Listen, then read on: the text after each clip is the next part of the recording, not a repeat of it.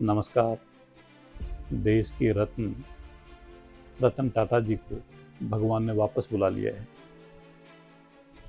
भारत के रत्न रतन टाटा जी को अश्रुपूरित नमन। भारत देश की शान, देश की मिसाल टाटा जी अब हमारे बीच नहीं रहेंगे। रतन टाटा जी ने 1991 में अपने बिजनेस की बागडोर संभाली। न केवल भारत में बल्कि विश्व में अपने व्यापार जगत को बहुत बड़ी ऊंचाइयों पर लेके गए।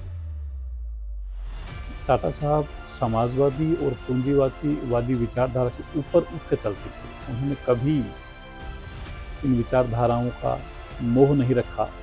मानव मात्र की सेवा करते हुए समाज को गति देने के लिए हमेशा विकास के लिए सतत रहे।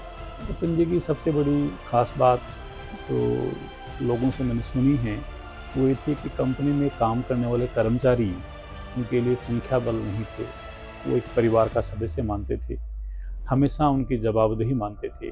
यही वजह है कि आज उनके यहाँ काम कर चुका और काम कर रहा कर्मचारी प्रत्येक व्यक्ति आहत है, दुखी है, नमन कर रहा है। रतन जी एक ऐसे उद्योगपति थे जिनके जाने से आज न केवल देश में बल्कि विश्व के कई स्थानों पर लोग स्तब्ध हैं, दुखी हैं। और उनकी एक खास बात और भी थी, उनसे प्रतिद्वंदी उद्योग जगत के प्रतिद्वंदी भी उनसे हमेशा प्रेरणा लेते थे, उन्हें अपना प्रेरणा का स्रोत मानते थे। टाटा साहब केवल एक उद्योगपति ही नहीं थे, एक जिंदा दिल इंसान की मिसाल थे। अपने जीवन काल में उन्होंने मानव मात्र के लिए इस तरह के नेक काम कर हम सब के लिए एक नई ऊंचाइयां दी हैं, हम सब के लिए गौरव की बात।